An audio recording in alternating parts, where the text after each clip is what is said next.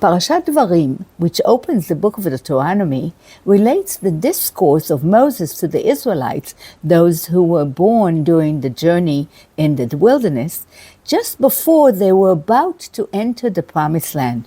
Moses carefully selects the historical episodes he chooses to speak about. Surely it was important for Moses, who had to teach both what to remember and how to remember it, to ensure that the momentous events would be preserved in the cultural memory of the Israelite society.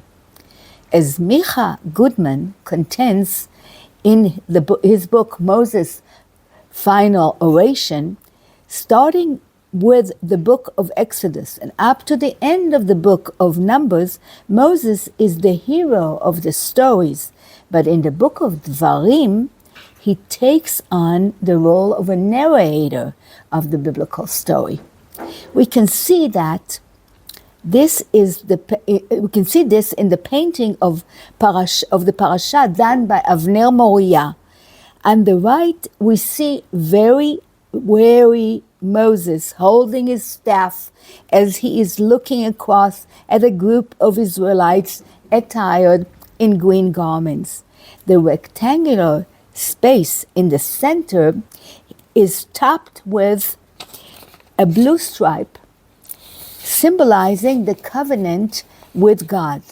3 registers, schematically drawn, show illustrations that summarize the different events that occurred over the 40 years of wandering the desert, like the tabernacle and the cloud of God above it, the seat of judgment of Moses and the judges he appointed, the spies that the people urged Moses to send to scout the land.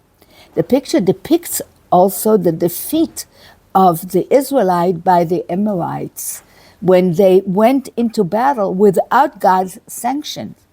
Clearly, the emphasis of Moses' oration is that success in the future, just as it was in the past, would lie not on military strength, but in an unbroken covenantal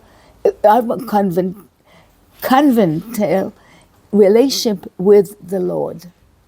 This is stressed by the fact that the parasha is read in the synagogue on Shabbat before the 9th of Av, which marks the destruction of the temple in Jerusalem, believed to be punishment for violating the covenant.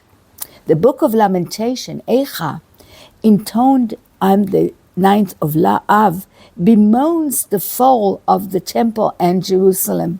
Quote, Alas, Eicha, lonely sits the city, once great with people, end quote. The word Eicha echoes Moses' cry in the parasha, quote, How, Eicha, can I bear unaided the trouble of you and the burden and the bickering, end quote, as he laments his own tragedy. As the rebellious generation did not see the end of the journey, so too Moses was not permitted to go on to the Promised Land.